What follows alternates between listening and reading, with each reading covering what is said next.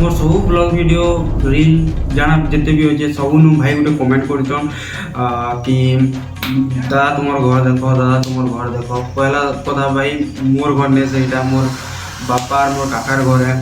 तो चलो तुमके घर देखामी बाहर देखामी बेले इटा हमर घर है और हमर घर पाखे ही हमर दुकान भी अच्छे। इटा हमर घर फ्रंट साइड और चलो घर भीतर के जिगरी देखामी इनो हमें गाड़ी गुड़ा रखसु और तले सब भड़ा घर वाले रहसन।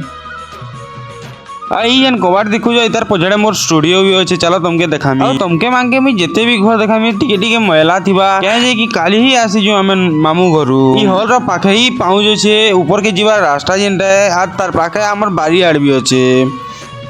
पाउनु चढ़ी करी ऊपर के आसबो बोले इटा हमर हॉल है। ई साइड मोर काका रहसन जे कि याद तो नी नो गुजरात जी चन हेतले देखे नी पारे और याड़े आमे रहसु। चलो तुमको भीतर के जिगरी देखौ छे।